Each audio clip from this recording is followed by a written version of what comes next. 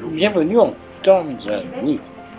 Nous poursuivons notre découverte au fil de la savane, sur des pistes. Nous ne sommes pas gênés par les feux rouges, le croisement, l'excès de vitesse, et n'avons pas d'image d'immeubles pour nous couper la vue.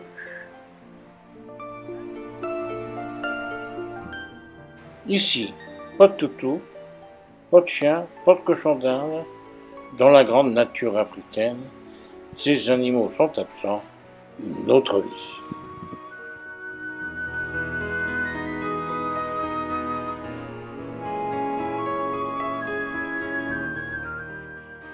Nous avons la possibilité et la joie d'admirer tous ces animaux en pleine liberté.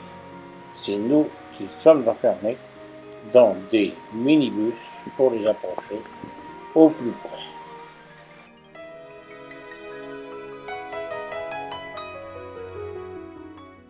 Car voici une hyène qui doit être à l'affût d'un repas. Suivons-la. Voyons ce qu'elle cherche.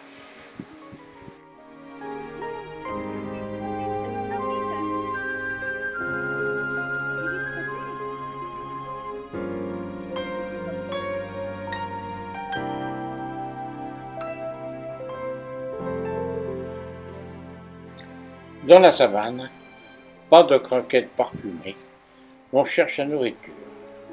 Carnassiers, herbivores, il y a le choix suivant la nature et l'emplacement.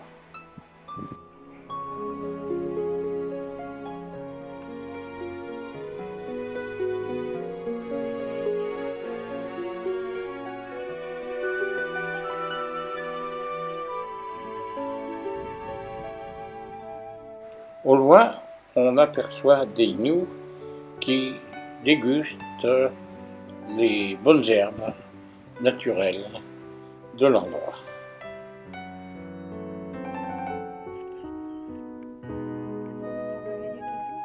Gnous et zèbres font relativement bon ménage, tant que les lions ou les tigres ne sont pas là.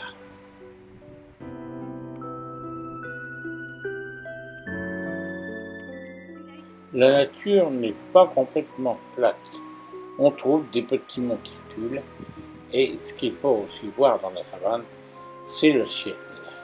À cette époque, nous sommes plutôt un peu en automne et nous approchons des pluies.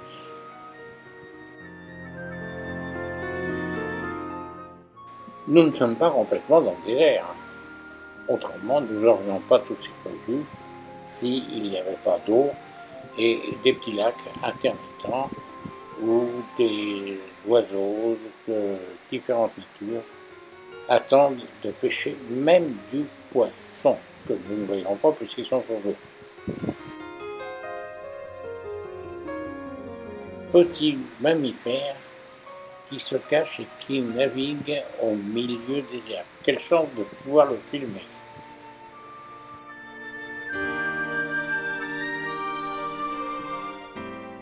Il ne faut pas regarder que le sol. Le ciel d'Afrique est merveilleux avec des éclairages exceptionnels.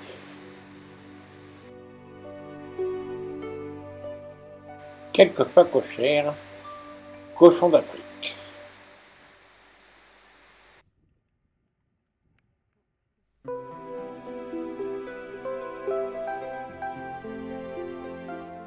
Viande un peu ferme dans l'esprit du sanglier en Europe.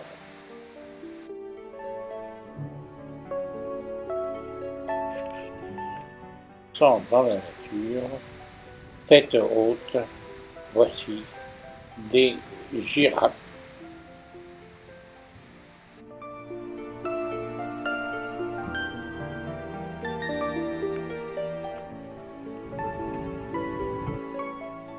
Une petite pause pour avoir le temps d'admirer leur belle fourrure, leur beau pelage.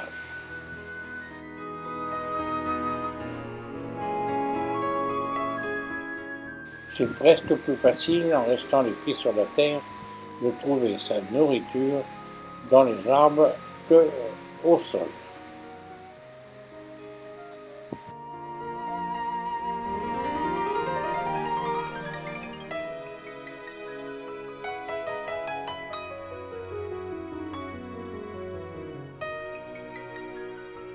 peu nombreux, mais ils ne sont pas absents de la savane.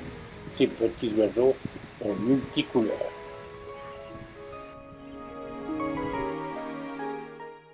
Un peu plus loin, des gazelles.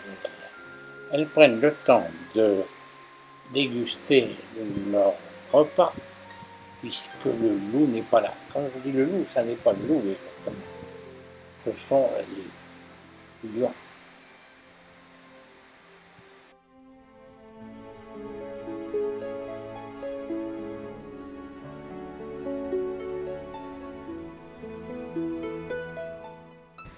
Cette grande demoiselle s'est mise un peu à l'abri du soleil.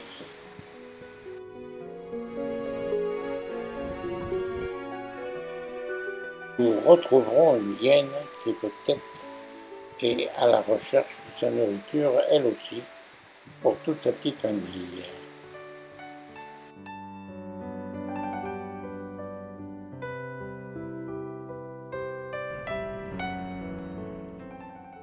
Par endroits, ici aussi, des rochers ont su sortir de terre. Je ne pense pas qu'on ait mis des graines pour l'approvisionner, les faire sortir. C'est naturel, c'est la nature.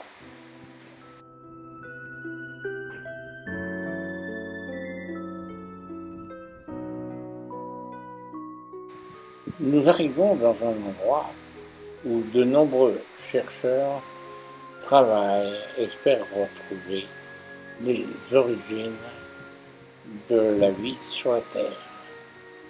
Il paraîtrait que c'est dans cet endroit qu'on ait retrouvé Lucille, le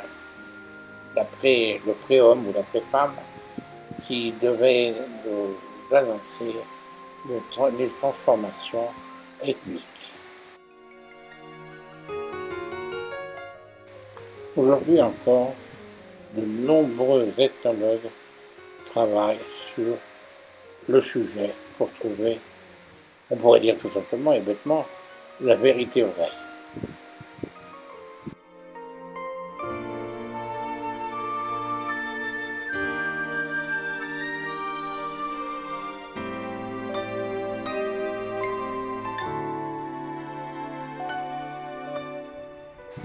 Nous continuons notre route plutôt. Nous continuons les pistes pour découvrir à nouveau un groupe de girafes.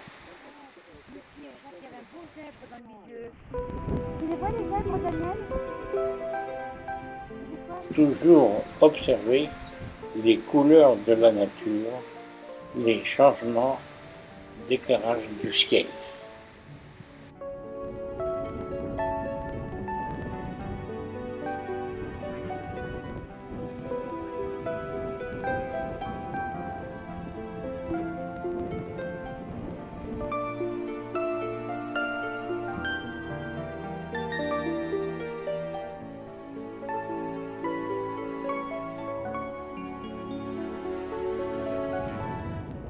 Nous nous approchons avec ces étendues d'eau d'un endroit très réputé en Tanzanie, vers Ngorongoro.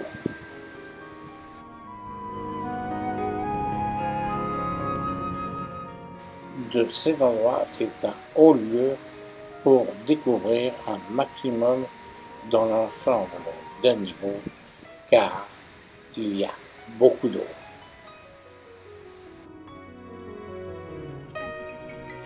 Évidemment, l'eau, indiscutablement, rappelle de nombreux animaux, tout comme des personnes que nous allons découvrir.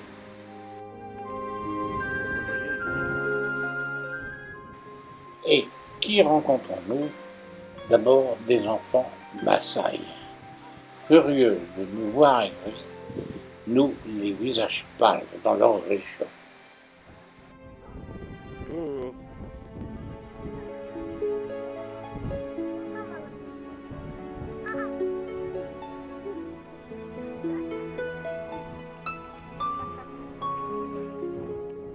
Ce qui nous amène à la rencontre des parents Maasai qui vivent dans des petits villages où ils construisent leur maison pour quelque temps puisque ce sont des éleveurs et ils suivent la poussée des herbes pour pouvoir nourrir leurs troupeaux.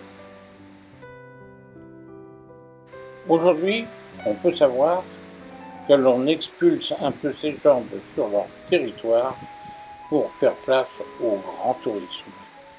Quand on réfléchit à cette époque de 1990, vraiment, la nature était présente, eux-mêmes y vivaient très bien et nous l'apprécions.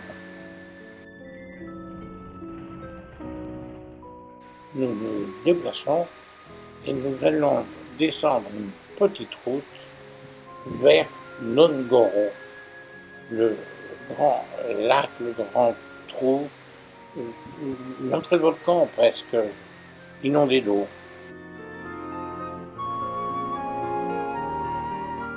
Les oiseaux déjà y trouvent refuge et leur nourriture. Les flamands sont présents. Près d'eux, sur les berges, un ensemble d'une famille de lions. Observons-les un peu.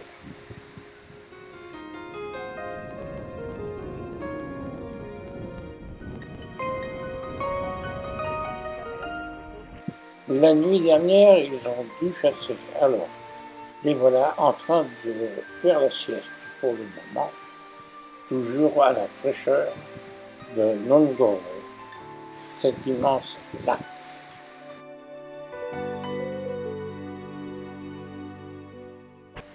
Sans trop de commentaires, admirons la nature.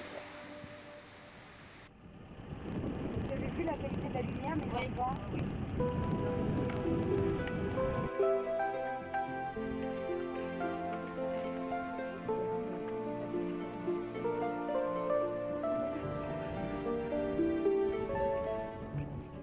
Un peu plus loin, vraiment un troupeau énorme de buffles. Ces buffles sont de poids environ 600 kg. Attention, ne vous en approchez pas trop, car ils peuvent être très dangereux.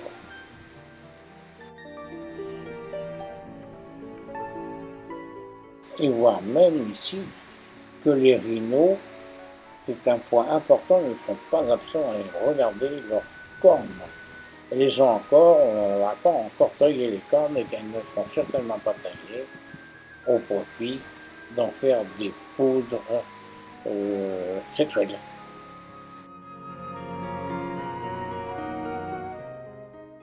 J'ai l'impression que tous les deux doivent former un couple.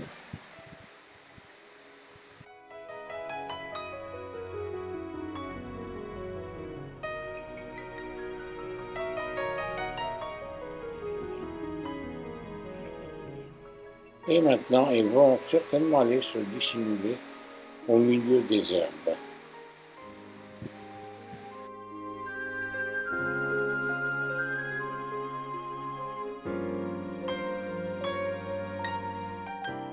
À nouveau, un troupeau de mules.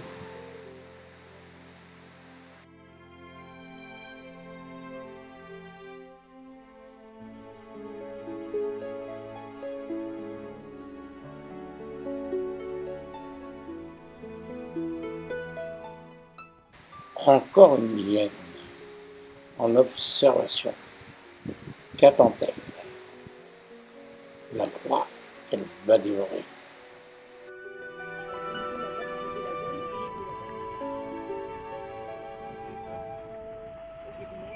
Oh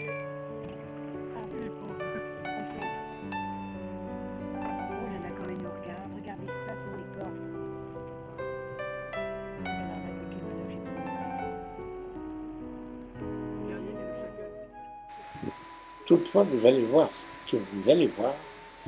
une hyène a découvert une proie. Elle l'a ramassée. Est-ce un oiseau difficile à observer? Et quel régal et quelle soirée!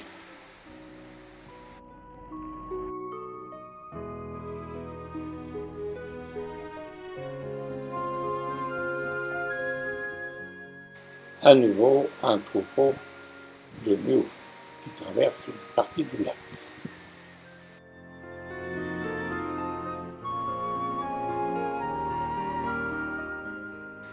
Le gnou est un animal un peu spécial, moitié vache, moitié chèvre. C'est un animal qui est difficile à discerner, mais c'est un grand migrateur. Et en cette fin de journée, pourquoi ne pas voir un éléphant d'Afrique avec ses grandes oreilles?